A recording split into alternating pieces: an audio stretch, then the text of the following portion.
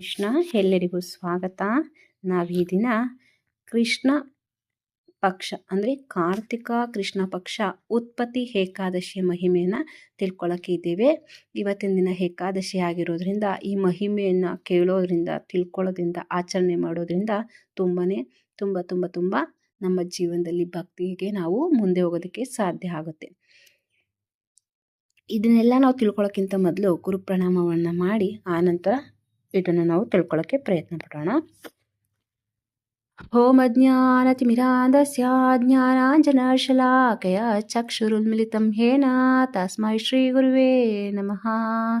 ನಮಃ ಓಂ ವಿಷ್ಣುಪಾದಾಯ ಕೃಷ್ಣಪ್ರೇಷ್ಠಾಯ ಭೂತಲೆ ಶ್ರೀಮತೆ ಭಕ್ತಿವೇದಾಂತ ಸ್ವಾಮಿನ್ ಹೇತಿ ನಾಮಿನಿ.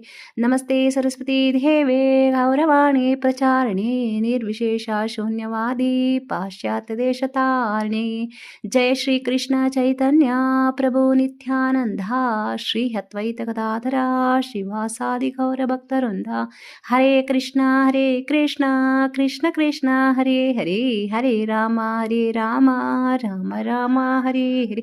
ಹರೇ ಕೃಷ್ಣ ಕೃಷ್ಣ ಕೃಷ್ಣ ಹರೇ ಹರೇ, ಹರೇ ರಾಮ ರಾಮ ರಾಮ ಹರೇ ಹರೇ. ಹರೇ ಕೃಷ್ಣ ಕೃಷ್ಣ ಹರೇ ಹರೇ, ಹರೇ ರಾಮ ರಾಮ ಹರೇ ಹರೇ. ಎಲ್ಲರಿಗೆ ಮತ್ತೊಮ್ಮೆ ಸ್ವಾಗತ ಮತ್ತು ಎಲ್ಲರಿಗೂ ಧನ್ಯವಾದಗಳನ್ನ ತಿಳಿಸ್ತೀನಿ. ಯಾಕೆಂದರೆ ಕಳೆದ ಒಂದು 15 ದಿನದ ಹಿಂದೆ ನಡೆದಂಥ ಏಕಾದಶಿಯಲ್ಲಿ 71 ಜನ ಆ ವಿಡಿಯೋವನ್ನು ನೀವು ನೋಡಿದ್ದೀರಾ, ವೀಕ್ಷಣೆಯನ್ನು ಮಾಡಿದ್ದೀರಾ ಮತ್ತು ಕಾಮೆಂಟ್ಗಳನ್ನು ಕೂಡ ಕಳಿಸಿದ್ದೀರಾ. ನೀವೆಲ್ಲರೂ ಕೂಡ ಆ ಏಕಾದಶಿಯ ಮಹಾತ್ಮೆಯನ್ನು ಕೇಳಿ ಅದನ್ನು ಆಚರಣೆ ಮಾಡಿದ್ದೀರಾ ಅಂತ ಭಾವಿಸ್ತೀನಿ. ನಿಮ್ಮೆಲ್ಲರೂ ಕೂಡ ಧನ್ಯವಾದಗಳನ್ನ ತಿಳಿಸ್ತಾ ಈ ಉತ್ಪತ್ತಿ ಏಕಾದಶಿಯ ಮಹಾತ್ಮೆಯನ್ನು ತಿಳ್ಕೊಳ್ಳೋಣ. ಏನಿದೆ ಇದರಲ್ಲಿ, ಹೇಗೆ ನಾವು ಆಚರಣೆಯನ್ನು ಮಾಡಬೇಕು, ಹೇಗೆ ಭಗವಂತ ನಮಗೆ ಇದನ್ನು ತಿಳಿಸ್ಕೊಡ್ತಾರೆ ಅನ್ನೋದನ್ನೆಲ್ಲ ನಾವು ತಿಳ್ಕೊಂಡು ಈ ಏಕಾದಶಿನೂ ಕೂಡ ಹಾಗೆಯೇ ನಾವು ಶ್ರದ್ಧೆಯಿಂದ, ನಿಷ್ಠೆಯಿಂದ, ಭಕ್ತಿಯಿಂದ ಆಚರಣೆ ಮಾಡಿ ಇದರ ಫಲವನ್ನು ನಾವು ಪಡ್ಕೊಳ್ಳೋಣ ಅಂತ ಹೇಳ್ತಾ ನಿಮಗೆಲ್ಲರಲ್ಲಿ ಬೇಡ್ಕೊಳ್ತಾ ಇದನ್ನು ಪ್ರಾರಂಭ ಮಾಡ್ತೀನಿ. ಹರೇ ಕೃಷ್ಣ. ಕಾರ್ತಿಕ ಕೃಷ್ಣ ಪಕ್ಷ ಉತ್ಪತ್ತಿ ಏಕಾದಶಿ. ಶ್ರೀಕೃಷ್ಣನು ಅನ್ನುತ್ತಾನೆ, ಕಾರ್ತಿಕ ತಿಂಗಳ ಕೃಷ್ಣ ಪಕ್ಷದಲ್ಲಿ ಏಕಾದಶಿಯು ಶುಭ ದಿವಸದಲ್ಲಿ ಉಪವಾಸವನ್ನು ಮಾಡಬೇಕು. ಮೊದಲು ದಶಮಿ ತಿಥಿಯಲ್ಲಿ ಬೆಳಿಗ್ಗೆ ಹಲ್ಲು ತಿಕ್ಕಿಕೊಂಡು ಒಂದೇ ಹೊತ್ತು ಊಟ ಮಾಡಬೇಕು.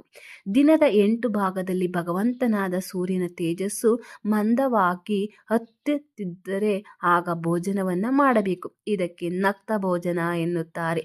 ರಾತ್ರಿ ಊಟ ಮಾಡುವುದಕ್ಕೆ ನಕ್ತ ಭೋಜನ ಎನ್ನುವುದಿಲ್ಲ. ಏಕಾದಶಿ ದಿವಸ ಬೆಳಿಗ್ಗೆ ಎದ್ದು ಉಪವಾಸ ಸಂಕಲ್ಪವನ್ನು ಮಾಡಬೇಕು. ಮಧ್ಯಾಹ್ನದಲ್ಲಿ ನದಿ ಅಥವಾ ಸರೋವರ ಇಲ್ಲವೇ ಬಾವಿಯ ನೀರನ್ನು ಸೇದಿಕೊಂಡು ಸ್ನಾನವನ್ನು ಮಾಡಬೇಕು. ಬಾವಿ ನೀರಿನಿಂದ ಮಾಡಿದ ಸ್ನಾನವು ಕನಿಷ್ಠವಾಗುತ್ತದೆ. ಎಲ್ಲಿ ಅನುಕೂಲಕರವಿರುವುದಿಲ್ಲವೋ ಆಗ ಬಾವಿ ನೀರಿನಿಂದ ಸ್ನಾನ ಮಾಡಬೇಕು. ಸ್ನಾನದ ಸಮಯದಲ್ಲಿ ಮೈಗೆ ಸ್ವಲ್ಪ ಮಣ್ಣು ಹಚ್ಚಿಕೊಳ್ಳಬೇಕು ಮತ್ತು ಮನಸ್ಸಿನಲ್ಲಿ ಧ್ಯಾನ ಮಾಡಬೇಕು. ಏನೆಂದರೆ, ಹೇ ಪೃಥ್ವಿ ಮಾತೆಯೇ, ನಾನು ನಿನ್ನ ಮಣ್ಣನ್ನು ಮಸ್ತಕದಲ್ಲಿ ಧರಿಸಿವೆ. ಇದು ಕುದುರೆ ಕಾಲಿನಿಂದ ಮತ್ತು ರಥಗಳಿಂದ ತುಳಿಯಲ್ಪಟ್ಟಿದೆ. ಈ ಮಣ್ಣಿಗೆ ಎಷ್ಟೋ ಅವತಾರಗಳಲ್ಲಿ ಭಗವಂತನು ಪಾದಸ್ಪರ್ಶವಾಗಿದೆ. ಆದ್ದರಿಂದ ಹೇ ಪೃಥ್ವಿ ಮಾತೆಯೇ, ನನ್ನ ಪಾಪಗಳನ್ನು ತೊಳೆದು ನನಗೆ ಪರಮಾಗತಿಯನ್ನು ಕೊಡು, ರಥ ಮಾಡುವೆನು. ಈ ರೀತಿಯಾಗಿ ಮೃತ್ತಿಕಾ ಸ್ನಾನವನ್ನು ಮಾಡಬೇಕು. ಏಕಾದಶಿಯ ರಥ ಮಾಡುವವನು ಪತಿತನು, ಕಳ್ಳನು, ಸುಳ್ಳು ಮಾತನಾಡುವವನು ಮತ್ತು ದೇವ ಬ್ರಾಹ್ಮಣನ ನಿಂದನೆ ಮಾಡುವವನು, ದುರಾಚಾರಿ, ಶರೆ, ಕುಡುಕನು ಇವರ ಸಂಗಡ ಮಾತನಾಡಬಾರದು. ಅಂಥವನ್ನು ಕಂಡರೆ ದೋಷವನ್ನು ಕಳೆದುಕೊಳ್ಳುವುದರ ಸಲುವಾಗಿ ಸೂರ್ಯನ ಕಡೆ ನೋಡಬೇಕು. ಆನಂತರ ಗೋವಿಂದನ ಪೂಜೆ ಮಾಡಿ ನೈವೇದ್ಯವನ್ನು ಅರ್ಪಣೆ ಮಾಡಬೇಕು ಮತ್ತು ಭಕ್ತಿ ಭಾವದಿಂದ ದೇವರ ಮುಂದೆ ದೀಪ ಹಚ್ಚಬೇಕು. ಆ ದಿವಸ ಸ್ತ್ರೀ ಸಂಘವು ಮತ್ತು ನಿದ್ದೆಯನ್ನು ವರ್ಜನೆ ಮಾಡಬೇಕು. ಅವನ ಭಜನೆ ಮಾಡಬೇಕು ಹಾಗೂ ಶಾಸ್ತ್ರಗಳ ಚರ್ಚೆ ಮಾಡಬೇಕು. ಆ ದಿನವೆಲ್ಲ ಧ್ಯಾನದಲ್ಲೇ ಕಳೆಯಬೇಕು ಮತ್ತು ತುಂಬ ಮನಸ್ಸಿನಿಂದ ಬ್ರಾಹ್ಮಣನಿಗೆ ದಕ್ಷಿಣೆ ಕೊಟ್ಟು ಅವರಿಗೆ ಕ್ಷಮೆ ಕೇಳಬೇಕು. ರಾಜ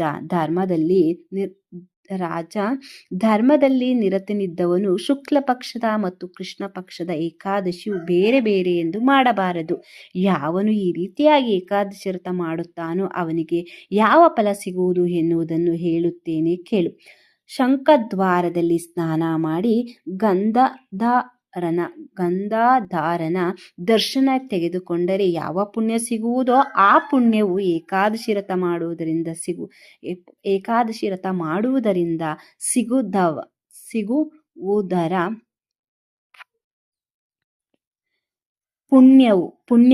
ಪುಣ್ಯದಕ್ಕಿಂತಲೂ 16 ಭಾಗಾಂಶಕ್ಕೆ ಕಡಿಮೆ ಇರುತ್ತದೆ. ಸಂಕ್ರಾಂತಿಗೆ ದಾನ ಮಾಡಿದರೆ ಯಾವ ಪುಣ್ಯ ಬರುವುದೋ ಅದರ 4 ಲಕ್ಷ ಪಟ್ಟು ಪುಣ್ಯವು ಏಕಾದಶಿ ವ್ರತದಿಂದ ದೊರೆಯುತ್ತದೆ. ವ್ಯಾತಪಾತದ ಯೋಗದಲ್ಲಿ ಮಾಡಿದ ದಾನಕ್ಕಿಂತಲೂ ಈ ಏಕಾದಶಿಯ ಪುಣ್ಯವು 1 ಲಕ್ಷ ಪಟ್ಟು ಶ್ರೇಷ್ಠವಾಗಿರುವುದು. ಚಂದ್ರ ಮತ್ತು ಸೂರ್ಯಗ್ರಹಣದ ಹತ್ತಿದಾಗ ಕುರುಕ್ಷೇತ್ರದಲ್ಲಿ ಸ್ನಾನ ಮಾಡಿದರೆ ಯಾವ ಪುಣ್ಯ ಬರುವುದೋ ಅದೇ ಈ ಏಕಾದಶಿಯ ಪುಣ್ಯ 1 ಲಕ್ಷ ಪಟ್ಟು ಹೆಚ್ಚಿರುತ್ತದೆ. ಮತ್ತು ಅಶ್ವಮೇಧ ಯಜ್ಞ ಮಾಡುವುದರಿಂದ ಏನು ಫಲವು ಸಿಗುತ್ತದೋ ಅದರ 100 ಪಟ್ಟು ಫಲ ಈ ಏಕಾದಶಿ ವ್ರತದಿಂದ ಸಿಗುವುದು. ಅವನ ಮನೆಯಲ್ಲಿ ಪ್ರತಿ ದಿವಸ 1 ಲಕ್ಷ ತಪಸ್ವಿ ಬ್ರಾಹ್ಮಣರಿಗೆ 60,000 ವರ್ಷದವರೆಗೆ ಭೋಜನ ಕೊಡುತ್ತಾರೆ. ಅದಕ್ಕೆ ಸಿಗುವ ಪುಣ್ಯ ಮತ್ತು ಏಕಾದಶಿ ಉಪವಾಸದ ಫಲವು ಒಂದೇ ಆಗಿರುತ್ತದೆ. ವೇದ ವಿದ್ಯೆ ಪಾರಂಗತರಾದ ಬ್ರಾಹ್ಮಣರಿಗೆ 1,000 ಗೋಗಳ ದಾನ ಕೊಟ್ಟರೆ ಯಾವ ಪುಣ್ಯ ಸಿಗುವುದೋ ಅದರ 10 ಪಟ್ಟು ಪುಣ್ಯ ಈ ಏಕಾದಶಿ ವ್ರತದಿಂದ ಸಿಗುತ್ತದೆ. ಯಾರ ಮನೆಯಲ್ಲಿ ದಿನಾಲು 10 ಬ್ರಾಹ್ಮಣರ ಭೋಜನ ಮಾಡುತ್ತಾರೋ ಅದಕ್ಕಿಂತಲೂ 10 ಪಟ್ಟು ಪುಣ್ಯ ಒಬ್ಬ ಬ್ರಾಹ್ಮಣನಿಗೆ ಭೋಜನ ಕೊಡುವುದರಿಂದ ಸಿಗುತ್ತದೆ. ಯಾರ ಮನೆಯಲ್ಲಿ ದಿನಾಲು 10 ಬ್ರಾಹ್ಮಣರು ಉಣ್ಣುತ್ತಾರೋ ಅವರಿಗೆ ಸಿಗುವ ಪುಣ್ಯದಕ್ಕಿಂತಲೂ 10 ಪಟ್ಟು ಪುಣ್ಯ ಒಬ್ಬ ಬ್ರಾಹ್ಮಣನಿಗೆ ಊಟಕ್ಕೆ ಕರೆದು ಹಾಕಿದರೆ ಸಿಗುತ್ತದೆ. ಗೋದಾನ ಅಥವಾ ಕನ್ಯಾದಾನ ಮಾಡುವುದರಿಂದ ಅದರ 1000 ಪಟ್ಟು ಪುಣ್ಯ ಬರುತ್ತದೆ. ಮತ್ತು ಅದಕ್ಕಿಂತಲೂ 10 ಪಟ್ಟು ಪುಣ್ಯ ವಿದ್ಯಾದಾನ ಮಾಡುವುದರಿಂದ ಸಿಗುತ್ತದೆ. ವಿದ್ಯಾದಾನದ ಪುಣ್ಯಕ್ಕಿಂತಲೂ 10 ಪಟ್ಟು ಪುಣ್ಯ ಹಸಿವಿಯಾದ ಮನುಷ್ಯನಿಗೆ ಅನ್ನದಾನ ಮಾಡಿದರೆ ಸಿಗುತ್ತದೆ. ಅನ್ನದಾನದ ಸಮಾನ ಯಾವ ದಾನವೂ ಸರಿ ಆಗಲಾರದು. ಅಂತ ಅನ್ನದಾನದಿಂದ ಸ್ವರ್ಗದಲ್ಲಿಯ ಎಲ್ಲಾ ಪಿತೃಗಳು ಮತ್ತು ದೇವತೆಗಳು ತೃಪ್ತರಾಗುತ್ತಾರೆ. ಆದ್ದರಿಂದ ಅನ್ನದಾನದ ಪುಣ್ಯವು ದೇವತೆಗಳಿಗೆ ಸಹ ಸಿಗುವುದು ದುರ್ಬಲವಿರುತ್ತದೆ. ಆದರೆ ಎಲ್ಲಾ ಪುಣ್ಯವು ಏಕಾದಶಿ ವ್ರತದ ಪುಣ್ಯದ ಸರಿ ಆಗಲಾರದು. ಪೂರ್ವ ಉಪವಾಸ ಮಾಡದೆ ಒಮ್ಮೆ ಸಾಯಂಕಾಲದ ಫಲಾಹಾರವನ್ನು ಮಾಡಿದರೆ ವ್ರತ ಅರ್ಧ ಪುಣ್ಯ ಸಿಗುತ್ತದೆ. ಒಂದು ವೇಳೆ ಆಹಾರ ತೆಗೆದುಕೊಂಡರೆ 1 ಚತುರ್ಥಾಂಶ ಫಲ ಸಿಗುತ್ತದೆ. ಸಂಪೂರ್ಣ ಉಪವಾಸ ಮತ್ತು ನಕ್ತವೆಂದರೆ ಸಾಯಂಕಾಲದಲ್ಲಿ ಫಲಾಹಾರ ಇಲ್ಲವೇ 1 ಹೊತ್ತು ಊಟವಿಲ್ಲದೆ ಈ 3ರ ಪೈಕಿ ಒಂದಾದರೂ ಏಕಾದಶಿ ವ್ರತ ಮಾಡಬೇಕು. ದಾನ, ಯಮ ನಿಯಮ, ಯಜ್ಞ ಈ ಎಲ್ಲವನ್ನು ತಮ್ಮ ಶ್ರೇಷ್ಠತ್ವದ ಬಗ್ಗೆ ಗರ್ಜಿಸುವುದು. ಆದರೆ ಏಕಾದಶಿಯ ವ್ರತ ಮುಂದೆ ಅತ್ಯಲ್ಪವೇ. ಯಾರು ಈ ಸಂಸಾರದಲ್ಲಿ ತಾಪತ್ರಯಗಳಿಗೆ ಎದುರುತ್ತಾರೋ ಅವರು ಏಕಾದಶಿ ಉಪವಾಸವನ್ನು ಅವಶ್ಯ ಮಾಡಬೇಕು. ಧರ್ಮರಾಜ, ನೀನು ಕೇಳದೆ ಎಂದು ನಾನು ಹೇಳುತ್ತೇನೆ ಕೇಳು. ಏಕಾದಶಿಯ ದಿವಸ ಊಟ ಮಾಡಬಾರದು ಮತ್ತು ಉಗುರುಗಳು ಬಿದ್ದಿದ ನೀರು ಕುಡಿಯಬಾರದು ಮತ್ತು ಉಪವಾಸದ ಸಲುವಾಗಿ ಸುವರ್ಣಗೆಡ್ಡೆ ಯಾವ ಫಲವೂ ತಿನ್ನಬಾರದು. ನಿನಗೆ ಹೇಳಿರುವ ಈ ಏಕಾದಶಿಯ ವ್ರತ ಎಲ್ಲಾ ವ್ರತಗಳಲ್ಲಿ ಉತ್ತಮವಾಗಿರುವುದು. 1000 ಯಜ್ಞ ಮಾಡಿದರೂ ಸಹ ಈ ವ್ರತದ ಸರಿ ಆಗಲಾರದು. ಧರ್ಮರಾಜನೇ ಕೇಳುತ್ತಾನೆ, ಶ್ರೀಕೃಷ್ಣ, ಏಕಾದಶಿ ಈ ತಿಥಿ ಪುಣ್ಯಕರವಾಗಿರುವುದು ಎಂದು ನೀನು ಹೇಳುತ್ತಿ. ಅಂದ ಮೇಲೆ ಈ ಏಕಾದಶಿ ಇತರ ತಿಥಿಗಳಿಗಿಂತ ಪವಿತ್ರ ಹೇಗೆ ಆಯಿತು ಎಂಬುದನ್ನು ನನಗೆ ಹೇಳು. ಶ್ರೀಕೃಷ್ಣ ಹೇಳುತ್ತಾನೆ, ಹಿಂದಕ್ಕೆ ಕಲಿಯುಗದಲ್ಲಿ ಮರು ಎಂಬ ಹೆಸರಿನ ದಾನವನಿದ್ದನು. ಅವನು ಅಸಾಧ್ಯನೂ ಮತ್ತು ಕ್ರೂರನೂ ಇದ್ದನು. ಎಲ್ಲ ದೇವತೆಗಳಿಗೆ ಅವನ ಹೆದರಿಕೆ ಇತ್ತು. ಅವನು ಎಲ್ಲ ದೇವರ ದೇವನಾದ ಇಂದ್ರನನ್ನು ಗೆದ್ದಿದ್ದವನು ಮತ್ತು ಬ್ರಹ್ಮ, ವಸುಗಳು, ಆದಿತ್ಯ, ವಾಯು, ಅಗ್ನಿ ಆದ ಎಲ್ಲ ದೇವತೆಗಳನ್ನೂ ಗೆದ್ದಿದ್ದನು. ಎಲೆ ಪಾಂಡವನೇ, ಆ ದುಷ್ಟ ದೈತ್ಯನು ಎಲ್ಲ ದೇವತೆಗಳನ್ನು ಗೆದ್ದಿದ್ದನು. ಆ ಸಮಯದಲ್ಲಿ ಇಂದ್ರನು ಶಂಕರನಿಗೆ ಎಲ್ಲ ವೃತ್ತಾಂತವನ್ನು ಹೇಳಿದನು. ನಾವೆಲ್ಲ ದೇವತೆಗಳು ಸ್ವರ್ಗದಿಂದ ಭ್ರಷ್ಟರಾಗಿ ಪೃಥ್ವಿಯಲ್ಲಿ ತಿರುಗುತ್ತಿರುವೆವು. ನಮ್ಮದು ಮುಂದೆ ಏನಾಗುವುದು? ಈ ಸ್ಥಿತಿಯಿಂದ ಪಾರಾಗುವ ಉಪಾಯ ನಮಗೆ ಹೇಳು. ಶಂಕರನು ಅನ್ನುತ್ತಾನೆ, ಎಲ್ಲ ದೇವತೆಗಳಲ್ಲಿ ಶ್ರೇಷ್ಠನಾದ ಇಂದ್ರನೇ, ಯಾರ ಧ್ವಜದ ಮೇಲೆ ಗರುಡನಿರುವನೋ ಆ ಜಗನ್ನಾಥನೆಂದರೆ ಶ್ರೀ ವಿಷ್ಣುವಿಗೆ ನೀನು ಶರಣು ಹೋಗು. ಅವನು ಶರಣು ಬಂದಿರುವವರನ್ನು ರಕ್ಷಿಸುತ್ತಾನೆ. ಧನಂಜಯ ಶಂಕರ ಈ ಮಾತು ಕೇಳಿ ಆ ದೊಡ್ಡ ಮನಸ್ಸಿನ ಇಂದ್ರನು ಎಲ್ಲಾ ದೇವತೆಗಳನ್ನು ಕರೆದುಕೊಂಡು ಜಗನ್ನಾಥನು ಎಲ್ಲಿ ಮಲಗಿದ್ದಾನೋ ಅಲ್ಲಿಗೆ ಹೋದನು. ಕ್ಷೀರ ಸಾಗರದಲ್ಲಿ ನಿದ್ರಿಸುತ್ತಿರುವ ಆ ಸ್ವಾಮಿಯನ್ನು ಕಂಡು ಇಂದ್ರನು ಕೈ ಮುಗಿದುಕೊಂಡು ಶ್ರೀ ವಿಷ್ಣುವನ್ನು ಸ್ತುತಿಸುತ್ತಾ, ನೀನು ಎಲ್ಲಾ ದೇವರ ದೇವನಾಗಿರುವೆ ಅಂತ ನಿನಗೆ ಎಲ್ಲಾ ದೇವತೆಗಳು ನಮಸ್ಕಾರ ಮಾಡುತ್ತಾರೆ, ಅಂತ ನಿನಗೆ ನನ್ನ ನಮಸ್ಕಾರಗಳು. ಹೇ ಕಮಲ ನೇತ್ರವುಳ್ಳವನೇ, ಮಧು ದೈತ್ಯ ಮತ್ತು ಇನ್ನುಳಿದ ಎಷ್ಟೋ ದೈತ್ಯರನ್ನ ಸಂಹಾರ ಮಾಡಿರುವವನೇ, ನೀನು ನಮ್ಮನ್ನ ರಕ್ಷಿಸು. ಆ ದೈತ್ಯನಿಗೆ ಹೆದರಿ ನಾವೆಲ್ಲ ದೇವತೆಗಳು ಹೇ ಜಗನ್ನಾಥ ನಿನಗೆ ಶರಣು ಬಂದಿರುವೆವು. ಈ ಸೃಷ್ಟಿಯ ನಿರ್ಮಾಣ ಮಾಡಿದವನು ನೀನೇ ಎಲ್ಲ, ವಿಶ್ವಕ್ಕೆ ನೀನೇ ತಾಯಿಯಂತೆ ಇರುವೆ. ಇದನ್ನ ನೀನೇ ಹುಟ್ಟಿಸಿದವನು, ಅದರ ರಕ್ಷಣೆ ಮತ್ತು ಸಂಹಾರ ನೀನೇ ಮಾಡುತ್ತಿ. ಎಲ್ಲ ದೇವತೆಗಳಿಗೆ ನಿನ್ನ ಸಹಾಯ ಬೇಕಾಗಿರುತ್ತದೆ. ಹೇ ಪ್ರಭೋ, ನೀನೇ ಅವರನ್ನು ಸಮಾಧಾನ ಮಾಡಬಲ್ಲೆ. ಈ ಪೃಥ್ವಿಯು ಮತ್ತು ಆಕಾಶವು ನಿನ್ನದೇ ರೂಪವಾಗಿರುವುದು. ನೀನೇ ವಿಶ್ವದ ಮೇಲೆ ಉಪಕಾರ ಮಾಡುವವನು ಆಗಿರುವೆ. ನೀನು ತ್ರಿಲೋಕ್ಯ ಪ್ರತಿಪಾಲಕ ನೀನಿರುವೆ. ನೀನೇ ಬ್ರಹ್ಮನು, ಸೂರ್ಯ, ಚಂದ್ರ, ಅಗ್ನಿ ಇವು ನಿನ್ನ ರೂಪವಾಗಿರುವುದು. ಅಗ್ನಿಯ ರೂಪದಿಂದ ಹೋಮದ ಆವಿರ್ಭಾವ ಭಾಗವನ್ನ ಆ ದೇವತೆಗಳಿಗೆ ಮುಟ್ಟಿಸುವೆ. ಯಜ್ಞದ ಹವನ ಮಾಡುವ ದ್ರವ್ಯ, ಹವನದ ಮಂತ್ರ, ತಂತ್ರ, ಋತಿಜ್ವ, ಜಪ, ಯಜ್ಞದ ಯಜಮಾನ, ಯಜ್ಞ ಮತ್ತು ಯಜ್ಞ ಫಲ ತೆಗೆದುಕೊಳ್ಳುವ ಪರಮೇಶ್ವರ, ಇದೆಲ್ಲವೂ ನೀನೇ ಆಗಿರುವೆ. ಈ ಚರಾಚರ ಸೃಷ್ಟಿಯಲ್ಲಿ ಅಣು ರೇಣು ತೃಣು ಕಷ್ಟದಲ್ಲಿ ನೀನೇ ತುಂಬಿಕೊಂಡಿರುವೆ. ಏ ದೇವಾದಿದೇವನೇ, ನೀನು ಶರಣಾಗತರ ಮೇಲೆ ಪ್ರೇಮ ಮಾಡುವೆ. ಎಲೆ ಮಹಾಯೋಗ್ಯ ಅಜ್ಜಿದಂಥ ದೇವತೆಗಳಾದ ನಮ್ಮನ್ನ ರಕ್ಷಿಸು ಮತ್ತು ನಮಗೆ ಆಶ್ರಯ ಕೊಡು.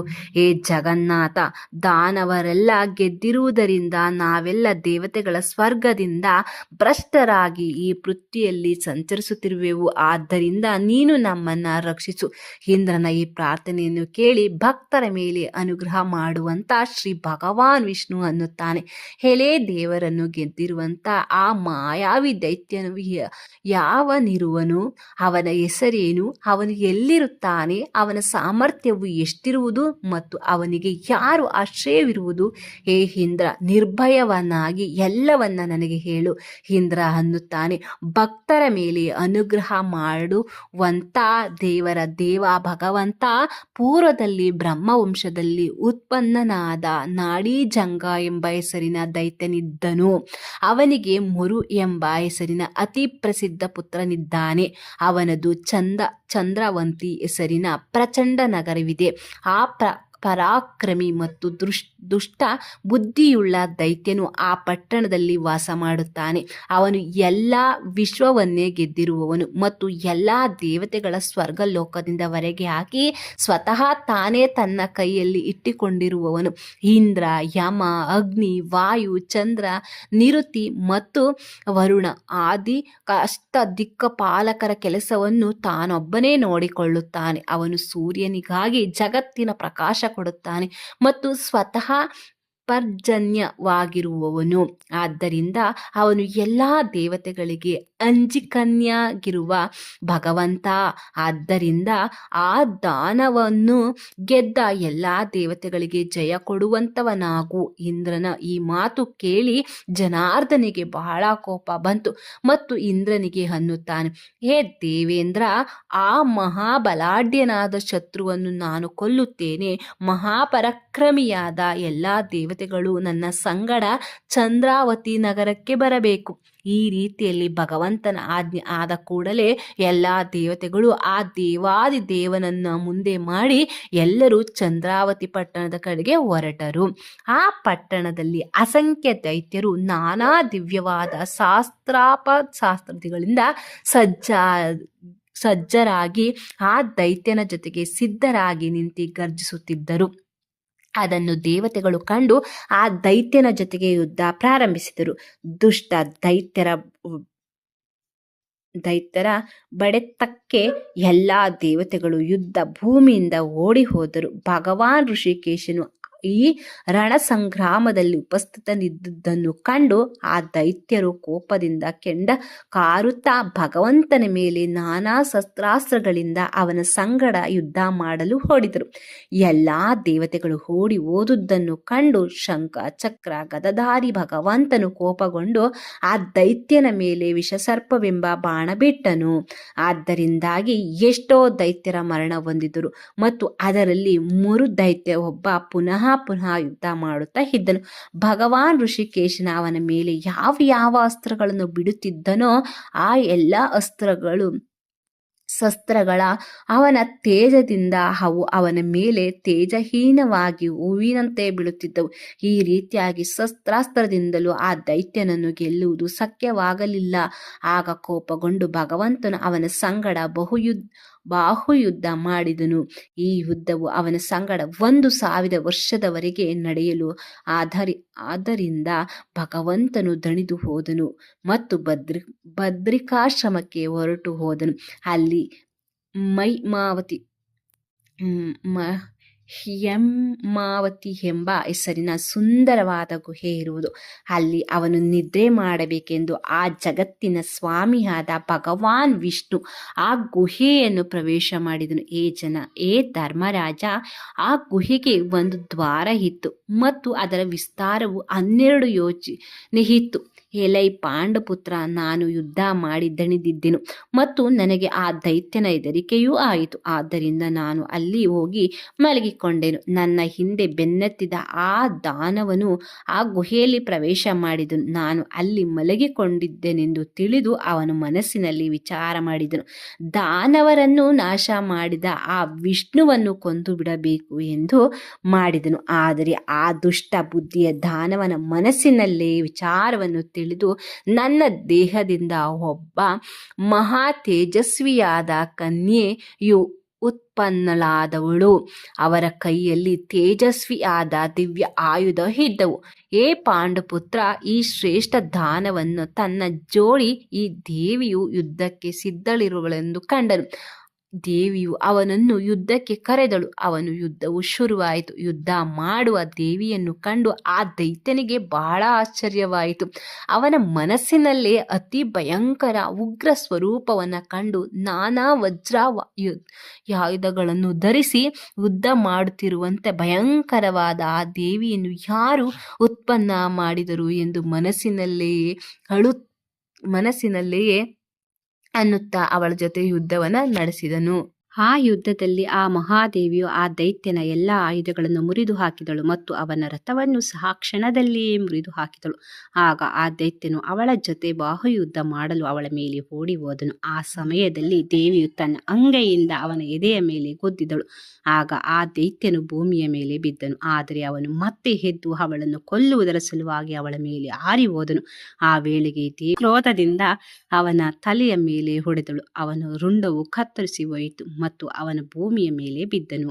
ಕೂಡಲೇ ಅವನ ಶರೀರವು ಭಸ್ಮವಾಯಿತು. ಅವನು ಯಮಲೋಕವನ್ನು ಕಂಡನು. ಉಳಿದ ದೈತ್ಯರೆಲ್ಲ ಅಂಜಿ ದೀನರಾಗಿ ಪಾತಾಳಕ್ಕೆ ಓಡಿ ಹೋದರು.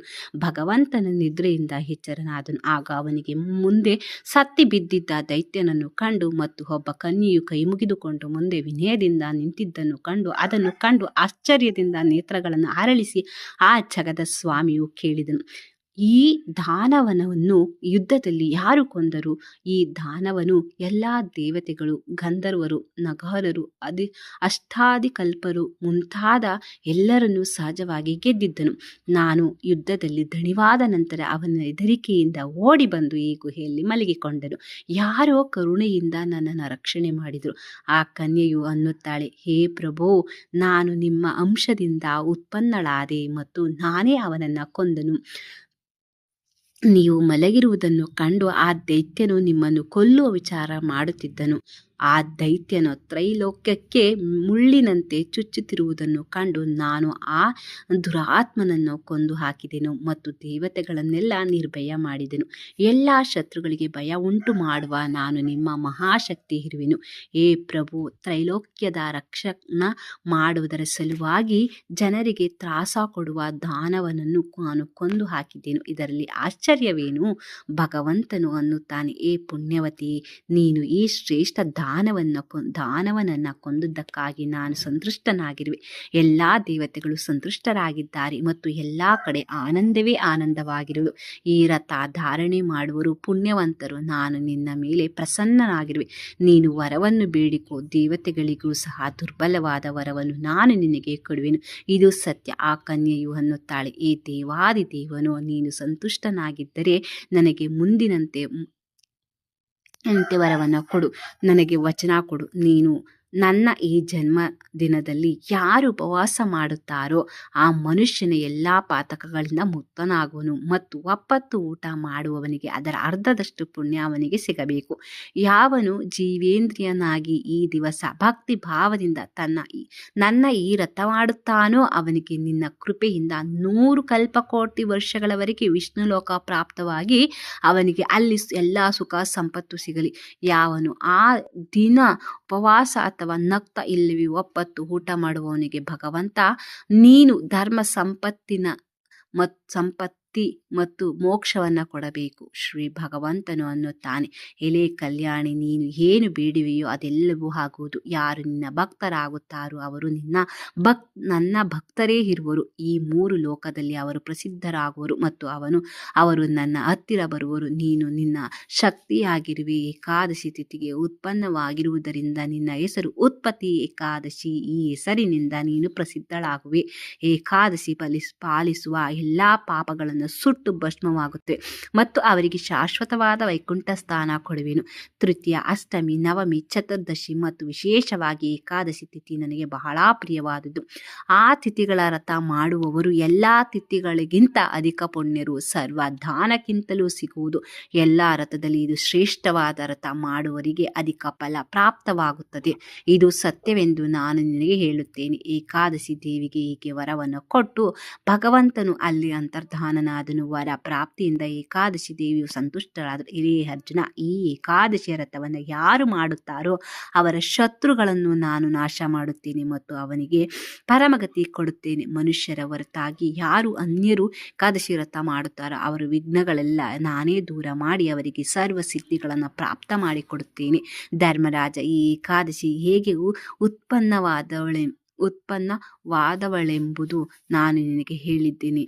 ಈ ಏಕಾದಶಿ ನಿತ್ಯ ಪಾಲಿಸಿದರೆ ಅದು ಸರ್ವ ಪಾಪಗಳ ಕ್ಷಯ ಮಾಡುತ್ತದೆ. ಎಲ್ಲ ಪಾಪಗಳನ್ನು ನಾಶ ಮಾಡಿ ಮಹಾಪುಣ್ಯ ದೊರಕಿಸಿಕೊಡುವ ಈ ಒಂದೇ ಏಕಾದಶಿ ಇರುವುದು. ಸರ್ವ ಜನರಿಗೆ ಎಲ್ಲ ಸಿದ್ಧಿಗಳನ್ನು ಕೊಡುವುದಕ್ಕಾಗಿ ಈ ಏಕಾದಶಿ ಉದಯವಾಯಿತು. ಏಕಾದಶಿ ವ್ರತದಲ್ಲಿ ಶುಕ್ಲ ಪಕ್ಷ ಅಥವಾ ಕೃಷ್ಣ ಪಕ್ಷದ ಏಕಾದಶಿ ಎಂದು ಯಾವ ರೀತಿ ವ್ಯತ್ಯಾಸ ಮಾಡಬಾರದು. ಎರಡೂ ಏಕಾದಶಿಯನ್ನು ಪಾಲಿಸಬೇಕು. ಈ ಎರಡೂ ಏಕಾದಶಿಯು ಸಮವಾಗಿ ಫಲವನ್ನು ಕೊಡುತ್ತವೆ. ಆಕಳು ಕಪ್ಪಿದ್ದರೂ ಬೆಳ್ಳಗಿದ್ದರೂ ಅದರ ಹಾಲು ಹೇಗೆ ಬೆಳ್ಳಗೆ ಇರುತ್ತದೋ ಅದರಂತೆ ಈ ಎರಡೂ ಏಕಾದಶಿಯ ಫಲವು ಇರುತ್ತದೆ. ಅರ್ಜುನ, ಯಾವ ಜನರು ಭೇದ ಬುದ್ಧಿ ಮಾಡದೆ ಏಕಾದಶಿ ವ್ರತ ಮಾಡುತ್ತಾರೋ ಅವರು ನನ್ನ ಪರಮ ಸ್ಥಾನವಾದ ವೈಕುಂಠಕ್ಕೆ ಹೋಗುತ್ತಾರೆ. ಯಾರ ಭಕ್ತಿಯಲ್ಲಿ ಮಗ್ನನಾಗಿರುತ್ತಾನೋ ಅವರು ಧನ್ಯರಿರುವರು. ಮನನ ಮಾಡುತ್ತಾರೋ ಅವರಿಗೆ ಅಶ್ವಮೇಧ ಯಜ್ಞದ ಪುಣ್ಯ ಬರುವುದು. ಯಾರು ಈ ಸುಮಂಗಲವಾದ ವಿಷ್ಣು ಭಕ್ತಿ ಪಾರಾಯಣದ ಕಥೆಯನ್ನು ಹಗಲು ಇಲ್ಲವೇ ರಾತ್ರಿ ವಿಷ್ಣು ಭಕ್ತರ ಮುಖದಿಂದ ಕೇಳುತ್ತಾನೋ ಅವನ ಕೋಟಿ ಕಮಲ ವಿಷ್ಣು ಲೋಕದಲ್ಲಿ ವಾಸವಾಗಿರುತ್ತಾರೆ. ಯಾವನು ಈ ಏಕಾದಶಿ ಮಾತ್ರೆಯನ್ನು ನಿತ್ಯ ನಿಯಮದಿಂದ ಕೇಳುತ್ತಾರೋ ಅವರ ಬ್ರಹ್ಮ ಅತ್ಯಂತ ಪಾತಕಗಳು ಸಹ ನಾಶವಾಗುತ್ತವೆ. ಇದರಲ್ಲಿ ಸಂಶಯವೇ ಇಲ್ಲ. ಹೇ ಅರ್ಜುನ, ಭಗವಂತನು ಸಂತೋಷಪಡಿಸುವ ವಿಷ್ಣು ಧರ್ಮದಂತಹ ಬೇರೆ ಯಾವ ಧರ್ಮವೂ ಇಲ್ಲ. ಗೀತೆಯಂತಹ ಯಾವ ಎರಡನೇ ಶಾಸ್ತ್ರವಿಲ್ಲ. ಆದ್ದರಿಂದ ಈ ಏಕಾದಶಿಯಂತಹ ಬೇರೆ ರಥವಿಲ್ಲ. ಉತ್ಪತ್ತಿ ಏಕಾದಶಿ ಮಹಾತ್ಮೆ ಸಂಪೂರ್ಣಂ. ಶ್ರೀಕೃಷ್ಣ ಅರ್ಪಣಮಸ್ತು. ವಾಂಛಾ ಕಲ್ಪತರುಭ್ಯಶ್ಚ ಕೃಪಾ ಸಿಂಧುಭ್ಯ ಏವ ಚ ಪತಿತನಾಂ ಪಾವನೇಭ್ಯೋ ವೈಷ್ಣವೇಭ್ಯೋ ನಮೋ ನಮಃ.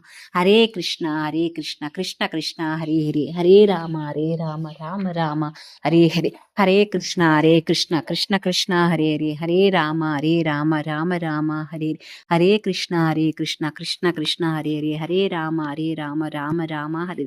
ಎಲ್ಲರಿಗೂ ಕೂಡ ಧನ್ಯವಾದಗಳು. ಹರೇ ಕೃಷ್ಣ.